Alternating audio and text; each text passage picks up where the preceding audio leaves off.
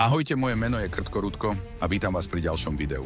Minule sme sa preniesli do krvavej hmly stredovekého Valašska. Do čias, keď Vlad III, zvaný Drakula, nevládol slovom, ale železom, strachom a dreveným kolom. Legenda, ktorá sa zrodila z bolesti a stala sa synonymom čistého desu. Ale dnes zanecháme gotické hradby a hmlu Karpát. Odsunieme bokom starý svet a vstúpime do éry moderny, kde tyrania nosí oblek, hovorí k miliónom a neskrýva sa v tieňoch, ale vládne z balkónov. V svetovej vojne bola ako ranené zviera. Oslabená, zničená a hladná po nádeji. A v tejto temnote sa objavil muž s ohnivým pohľadom, ostrým jazykom a víziou, ktorá zmenila dejiny. Jeho meno? Benito Mussolini. Bol to revolucionár, tyran, zakladateľ ideológie, ktorá rozvrátila kontinent.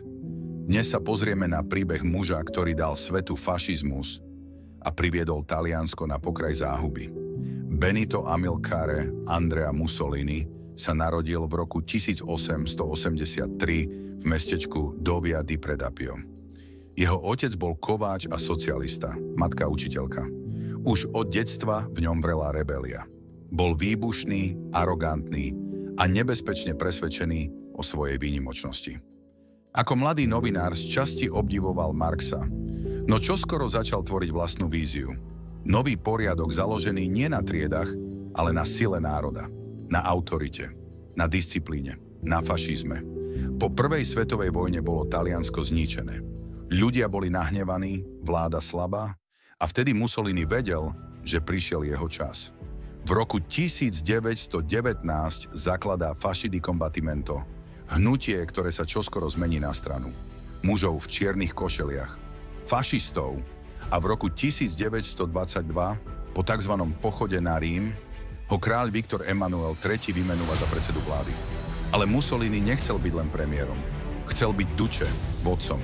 V Taliansku nastupuje diktatúra. Sloboda tlače mizne. Opozícia je umlčaná. Politickí nepriatelia miznú alebo končia mŕtvi. A Duce? Ten si buduje kult osobnosti. Hovorí k masám z balkóna. S rukami pozdvihnutými, očami žeravými ako uhlíky. Zbožňovaný aj obávaný. Fašizmus sa stáva oficiálnou ideológiou štátu. A Benito Mussolini jeho prorokom.